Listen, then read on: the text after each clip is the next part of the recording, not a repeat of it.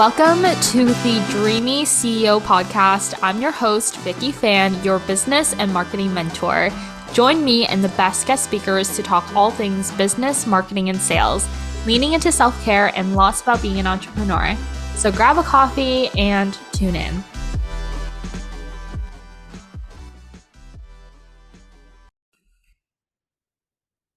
Hello, everyone. I just wanted to welcome Summer today. Summer is a business and marketing strategist for online service providers. Hi, Summer. How are you? I'm doing so good. I'm so excited to talk to you and chat about what we're going to talk about. Yay, amazing. So tell us more about, who you are, your business, and, your journey as an entrepreneur today. Yeah, so essentially, my name is Summer Sharma. I am the founder of Zari.co. And essentially, I'm a business mentor and marketing strategist for service providers. You can be online or in person, it doesn't matter. But my biggest thing is like having a very sustainable business that will eventually lead you to creating your own empire. Like, I am all for breaking generational curses, first gen over here, and I just want people to be wealthy, like crazy wealthy. So that's like my whole stitch and what I do.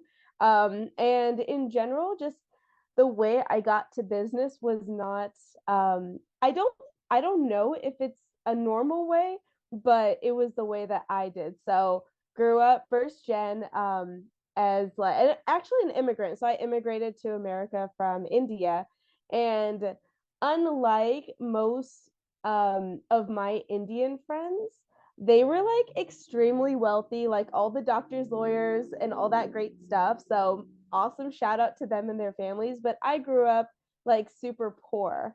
So it was like that dichotomy that I couldn't like understand or meet them in like where they were at as like wealthy Indian Americans.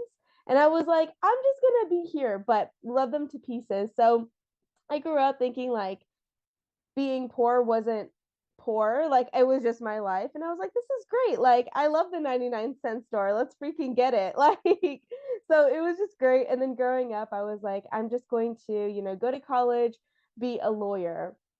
Ergo, I decided in college, I don't want to be a lawyer. Like, I truly don't want this. I interned for lawyers and did everything. And I was like, wow, I genuinely don't want this. I just thought that I had to have it. So, in my last year of college, I was like, well, what do I want to do with my life? How am I actually going to make money?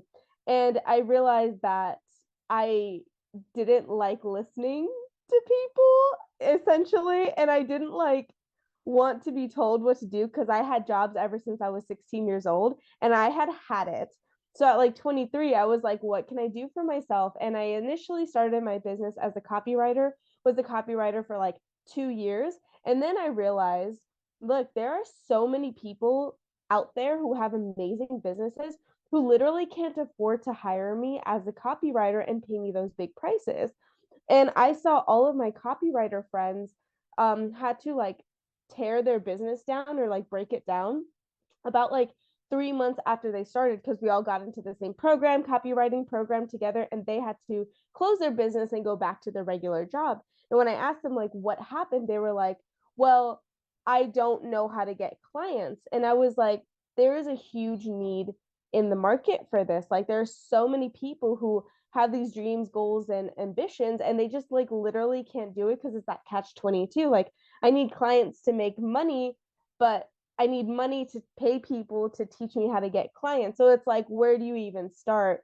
And so I kind of like said, okay, while I'm good as a copywriter, I need to transition and really meet my people where I'm at. And I started like coaching people for their business and marketing because in the same time I was like going to college to be a lawyer, I was on the side a marketer. So I have like almost 9-ish years of experience as a marketer. And I was like, I'm just not focusing where these people need me to. So I pivoted and transitioned, served about 20 clients within like my first 3 months of business. And I was like, this is it. Like, this is what truly lights me up. I thought copy, at first, I thought lawyer was it. Then I thought copywriter was it. And now I'm like, I literally don't want to do anything else for the rest of my life. So that's like my transition and my journey as to like how I even found entrepreneurship. And now I'm like, I'm literally not going back. I really love that for you, and I feel like we can relate in so many ways. Like, pre entrepreneurship journey of like going to school for this path of what seems to be like the right thing to do that our Asian parents have been like telling us you should be a lawyer, a doctor, or, in a professional setting and in what traditional life would look like in corporate America, Canada, the Western society. And I feel like I could really, really relate to you in the sense of like growing up poor, like just growing up with very little opportunities in that way. And I feel like there was this immense pressure to go to school. And it's, of course, an amazing privilege to be able to do that. But there's this immense pressure of having to do that so we can support our parents, down the line, because that is what was like secure, like that's what was secure and like foolproof, essentially, like risk free. Literally. And I feel like there was so much pressure to uphold this dream and idea, which is very fair in the fact of like our parents came from pretty much nothing, right? And they immigrated, and of course you immigrated as well, to this new country with new opportunities, and everything feels so new and foreign, right? Yeah, so my parents were entrepreneurs as well, but it came from a place of necessity versus Yeah. passion. So in a country where, they English wasn't their strong suit, of course, and they were trying to navigate this new language, this new way of life. It came out of necessity, which meant they were so against me at first becoming an entrepreneur because of all of the ups and downs that come with it, right? So I'm sure that conversation and navigating that conversation with your parents was tough. Can you tell us more about, like what that experience was for you to navigate that conversation with your family and friends even? Oh, sure. Like I have always in a way like been the black sheep of my family. I'm just like, like I know what I've always kind of generally known what I wanted. And really quickly, just to touch on the fact that you're saying like we were it's a weird spot to be in when you grow up poor, and when you're looking at your life, you like take your parents along with you for the journey in a way, because you feel like whatever you accomplish, they also accomplish it, and you can like give it to them somehow. It like through osmosis it passes through, because like my literally the entire reason I put myself through college, got the scholarships, did like 12-hour days of work and school, was literally so I could have money to pay, or like have money just in case my mom or my family needed it. And even being a lawyer, I was like, literally when I was like, when I make so much money, I can give them half of it and they will be fine. That was like my thought process. So navigating the conversation, first off, I didn't have a conversation with my mom when I first started. um because she has always been a supporter of mine in a way. However, it was it was such an immense amount of responsibility. Like if I fail, I don't have anyone to fall back on, because I am in a way providing for my fallback. So if I'm not making money, they're not making money. And not only do I suffer, like they suffer. So I was working on my entrepreneurship actually while I was, I don't know, I don't tell a lot of people, but like I worked for the police department as a medical officer. So 12-hour days, 12-hour shifts, sometimes 16 hours on top of going to school. So I had a full-time job, school, two internships, and I was trying to do my business. And I was just like, okay, in my head, I was like, I just need to make this happen. I can't talk to anyone about it until it happens. So it wasn't until like recently, I've been an entrepreneur for like, I've been in the business for like 3+ years. And it wasn't until like late last year, late 2022, that I actually told my mom, "Hey, I have this business."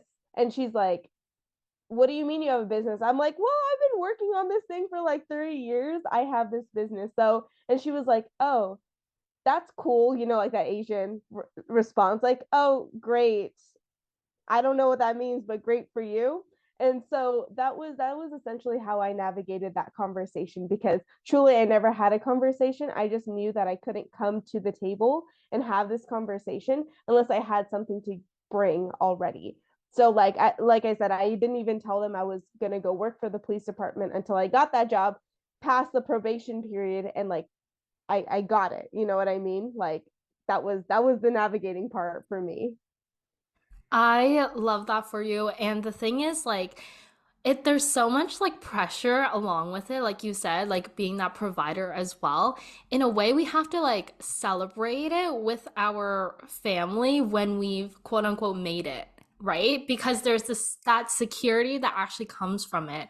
And I really loved that you were able to like lean on your family for support in that way, like with your mom.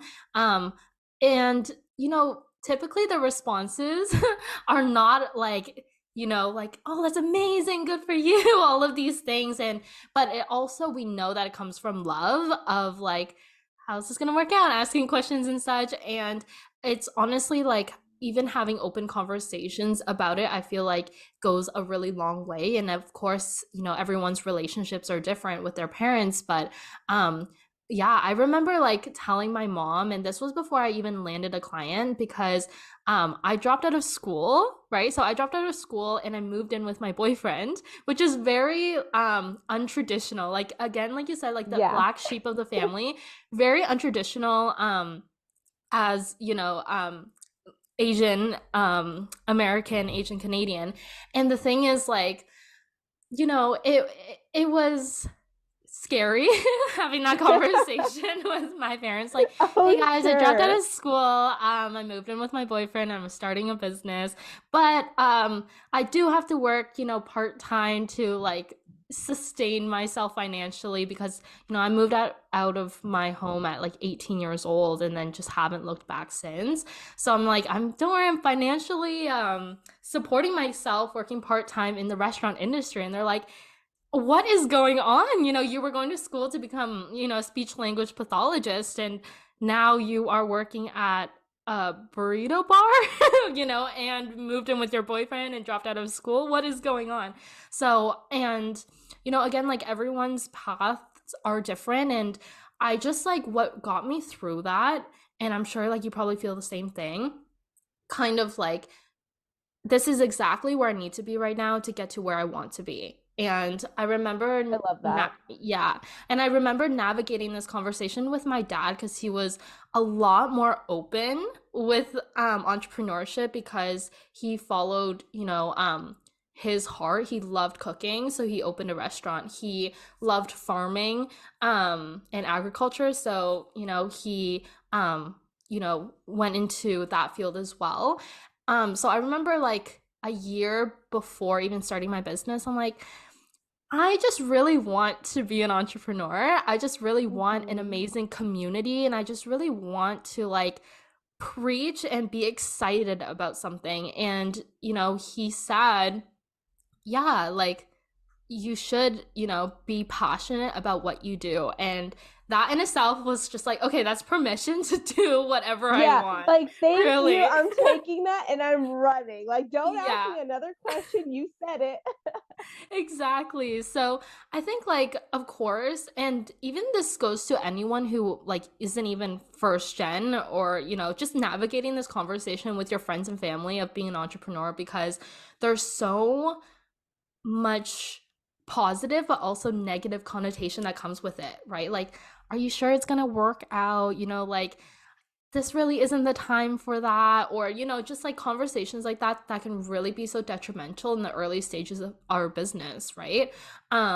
So did you ever have any of those things come up for you when you first started?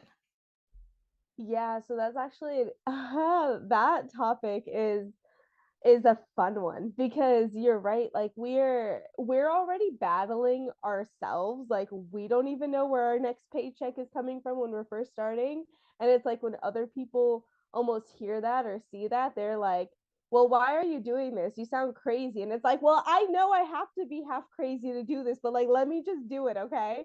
But okay, so it was funny because when I first started my journey in entrepreneurship, kind of like you, I finished up college and I moved across country to Florida to be with my boy at the time boyfriend turned husband like 4 months later. But I remember we were still like in the beginning stages. And I told him, I want to be a copywriter. I went in the course and I did everything. And for about like 3 months while I was studying it, he wasn't rude about it. Like I love him to death, but he didn't understand it. And he was like, so when do you start like making money and getting clients? And I was like, oh, okay, like you're right, but ouch. And then since then he's understood like it's a journey, it's a process. Like he's seen the ups and downs and stuff like that. But also my mom too, she was like, so you got one client. This is when I first started. She's like, okay, you got one client. When's the next one coming in? And I'm like, ma'am, do you understand how difficult this was to get one? Like all the demons I've battled to just get this one person. Like, don't come at me. And of course, I was really sensitive at the time, but just I feel like with my friends personally, they've been extremely supportive because they've always known like if I said I'm gonna do something, I'm gonna figure out a way to go do that thing. And I've always had that way about me. So and I've been like I said, like you've said actually, at 18 I moved out as well and I never looked back since. So I've truly been with my friends almost as a young adult and an adult more than my mom or anyone. So they really know me in a way. And so they knew they were like, okay, Summer's going to go start a business. Whatever that looks like, you're going to do it. But navigating the conversations when people I loved and was really close to was like, well, that doesn't, like basically what they were saying is like, you're telling me this, but that doesn't sound like success yet. And it's like, I'm trying to get to that point, so I just had to sit with myself and say, you know what, I have to grind. I can't take what they're saying to heart because it comes out of love and it comes out of support, even though I'm not hearing it that way.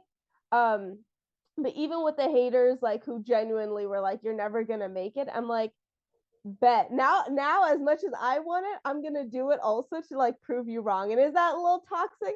Maybe, but it helps me get through things and I love it. So I just love the competition behind it too. I love the game. I love what you said of just like watch, you know? And I think like that is a huge motivator as well when you're especially very competitive with yourself. And of course, it's not the most healthiest thing to do, but I would say like whatever gets you going, like gets you going, right? And I really loved that you had these conversations with your boyfriend at the time and your mom. The thing is like I think that's a huge part of entrepreneurship is taking what people say, of course your loved ones as well, what they say with a grain of salt because they don't understand as, you're an entrepreneur, right? Because things are different. We have to kind of like invest a lot of time, energy into it in the early stages and it's hard. We are being tested every single So day within our hard. business. It's hard.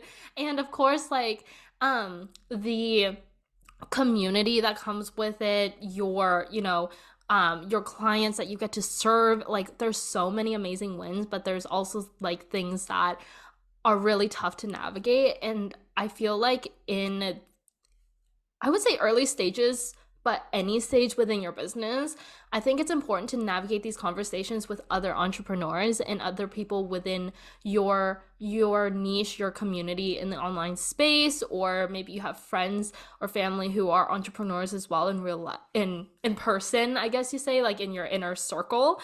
But I think it's really important to have these conversations.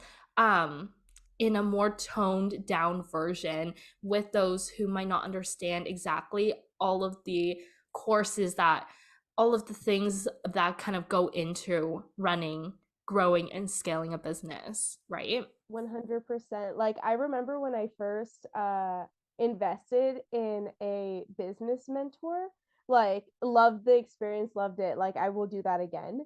But I remember when I first did it and it was like a lot of money and I was so scared, and it had been some time in my business because I was pivoting. So and I didn't know how to pivot correctly, so I needed help with that. And my husband was like, okay, you got it. Like you can do this. Like this is all, if this is what you need, this is what you need. And it was so great to like hear those words because like you said, like you just sit down and have conversations because people who aren't entrepreneurs don't understand essentially what goes into it, the labor of love that goes into it. So they can't understand like, oh, it's a down season or it's a slow season. Like they know what those words kind of mean, but they don't know what it's like to experience it. And especially when you're in the first beginning stages of business, it's difficult to it's difficult to extract yourself from the process and not take it personal because it's a personal endeavor almost.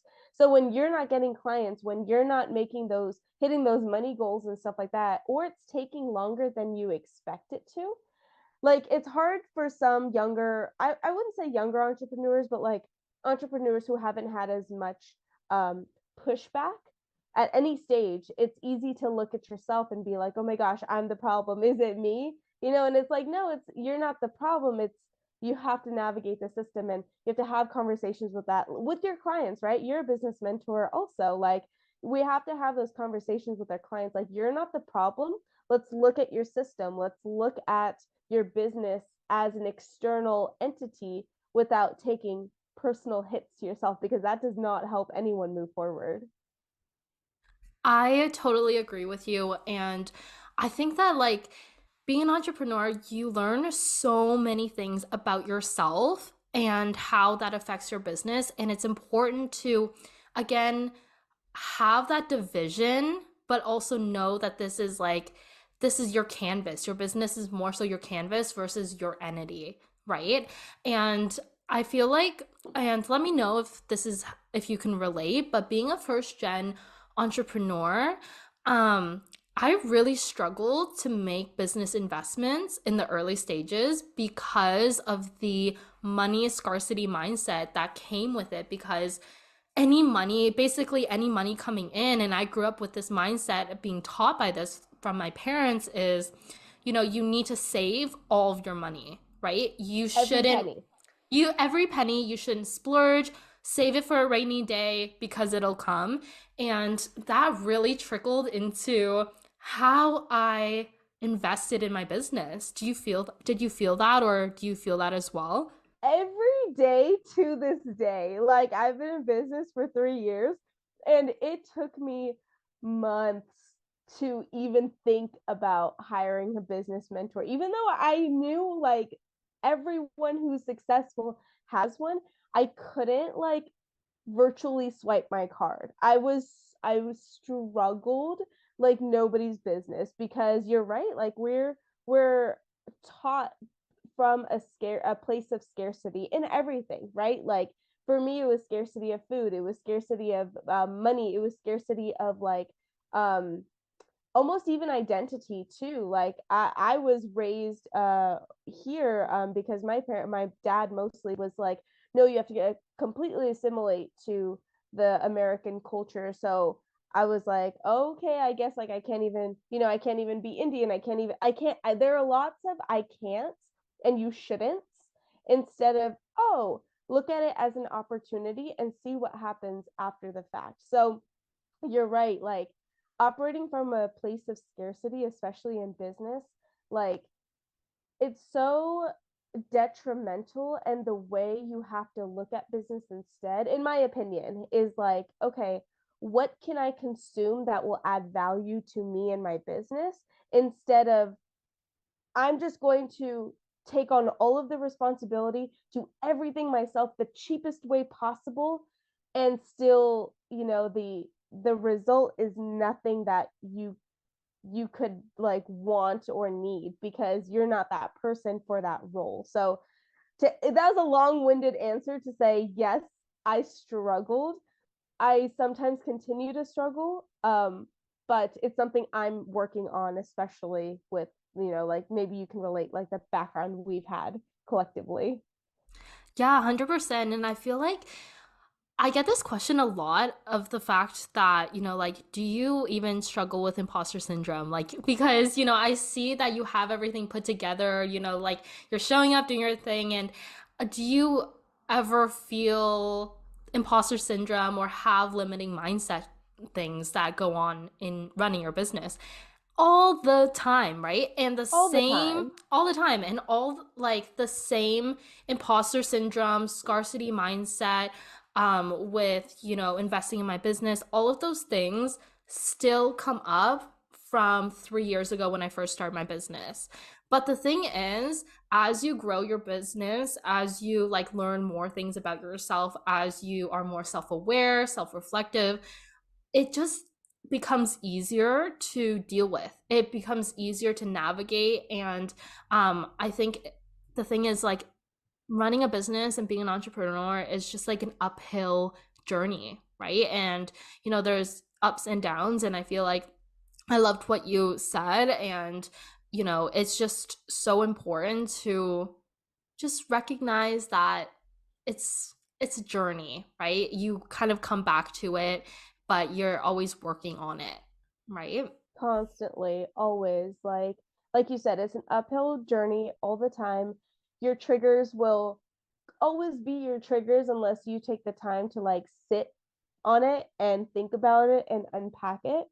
And that's just something that you will continuously have to do, whether it's in life or business or whatever, just continuous growth on yourself to understand and evolve into a better person and a better business owner and a better leader, like as time moves on. That's why, in my opinion, constantly like investing in your mind, body, like soul is so important, because if you're trying to show up as someone who's not healed, not aware, just reacting all the time, it's like, how can you afford in a way to be a leader for someone else who's literally in the same position you are? You're not evolved at all, so you can't help, you can't bring them to the other side of like almost enlightenment. So yeah, I think it's important to understand, like, and take some time to focus on yourself, see what you struggle with. And one thing that has helped me move forward a lot is just being really confident in who I am, what I like and what I don't like. And just knowing those three things has helped me like sift out what works for me and what doesn't work for me. And I don't mean like always emotionally, because emotionally we can be all over the place. But I mean, like, okay, what is going to move the needle forward, either in my business, in my personal life, in my happiness, or in my like mindset? And just looking at it and almost in a way like extracting emotion from a lot of things really helps you sit and think like, oh, is this worth my time or is it not worth my time? And I'm not saying like walk around like a computer all the time, but when we're in the beginning stages of like triggers, unhealed trauma, all this stuff, like you can't always rely on your emotions, especially as a business owner. But that's just my take on it. What do you think? I love that. I think like it's important to reflect on your emotions, but not let them dictate all the moves that you're making within your business, and be able to kind of like separate from like analytical and also emotions and have that balance within your business. I think like always like sit with your thoughts and emotions and how you feel. Sleep on it, right? And come back the next Always. day and just kind of figure out, is this something I really need to shift? Is this something that is just how I'm feeling right now, right? I like to say like not everything is like set in stone, and like emotions come and go. It's just like a cloudy day. The sky's still blue, but it's just the clouds are here right now. And I think that just like really helps navigate the emotions and the analytical business moves that you're making. Um a thought that just came up was that, being a first gen entrepreneur, I think that it really helps us navigate our clients and be very empathetic towards your client's first business investments, or, like your community, and be able to connect with people, because as a business mentor, I feel like this is a great way for us to support our clients, to help them like create the business of their dreams and be able to change the path of their life and their business, and have that all reflect. And of course, it feels very like heavy loaded in that way, but remembering like who you are and having your morals and your lived experiences be able to help you with your approach as a business mentor, I feel like that really makes us who we are when navigating supporting our clients and such. And of course, like every one of our clients come from a different place in the world, different experiences. Everyone is different, of course, with different lived experiences and such. But I think that for us, it really helps us navigate through a place of empathy and understanding that, like, because I don't know about you, but I've worked with single moms, right? I've worked with people in living in third world countries. I've worked with people who live from paycheck to paycheck, and you have to be able to navigate this from a place of empathy and understanding through our lived experiences. What are your thoughts on this? Oh, absolutely. I love my background. I love all of the hardships that I've been through, and I love that I can almost meet people where they're at, because I've I've been at the place where I've had a full-time job while running a business. I was a student at one point while trying to run a business. Like, all the fears and emotions that come with the backgrounds that we have, it it helps because we can understand, like, I can almost read your mind, like, you're thinking this because you're in this situation. I know because I was right with you. Like, and it's not fake in a way. And I'm not saying people are fake, but it's truly not fake. Like, that's why in my business I pour my heart and soul, and you do too. Like, you don't even charge extra for consultations for your one-on-one clients. Like, that comes from a place of love, that comes from a place of, I am like taking your success as seriously as if it were my own, because I literally know what it feels like to have that amounting pressure on you. Like, the other day I talked to someone who just randomly reached out to me, and she was like, I'm a student, my family's in debt, and we're really poor, and I'm basically, in a nutshell, she's like, I'm the one who's going to like be making money for us. And I was like, I was right where you're at. So I gave her a detailed explanation that cut out so much time that unfortunately I took to come to a conclusion of what I wanted to do in business. And I just gave it to her. I was like, do this and you'll be totally fine. Reach out to me when you're ready.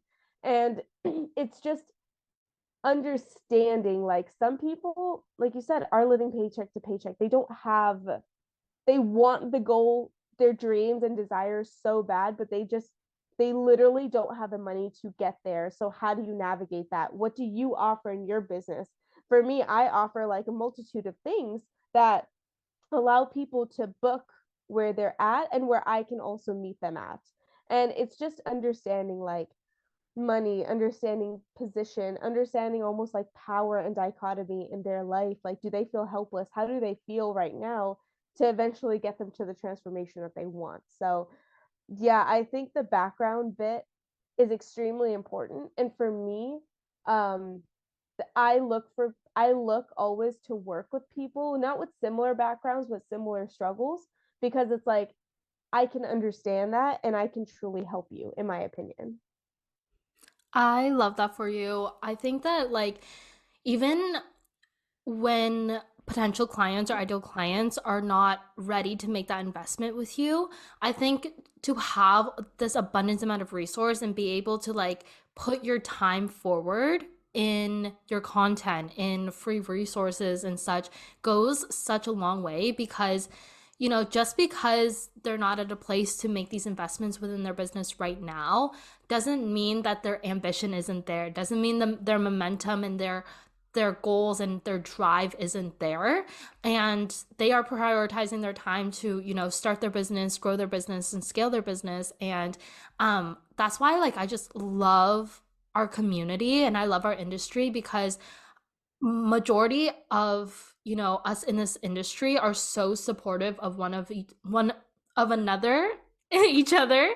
There you And go. Yeah. there we go. And then we this space just really doesn't come from a space of judgment, and I feel like that's what I really love about our industry, because it allows a gateway for us women to just create a business of our dreams and be able to pave a path of a different reality of our lives. And it's just really inspiring, and being able to hear your story and even having our conversation today is truly amazing.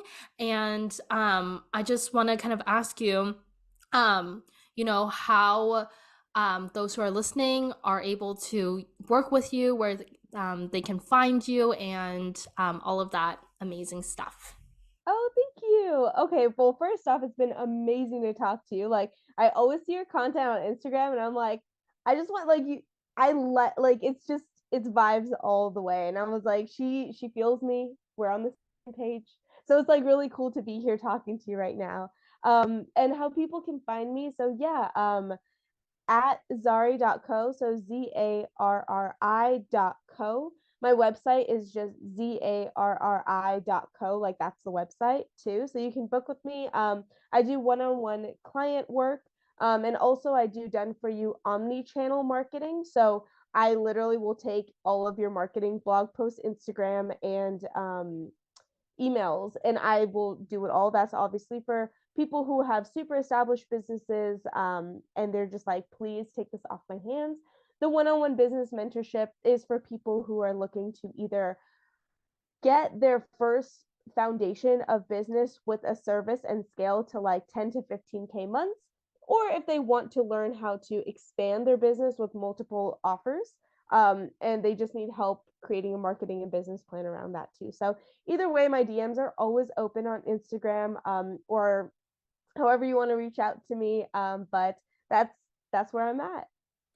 Amazing. I will definitely tag all of your socials and links in the show notes. But thank you so much for being here, Summer. I really enjoyed our conversation together.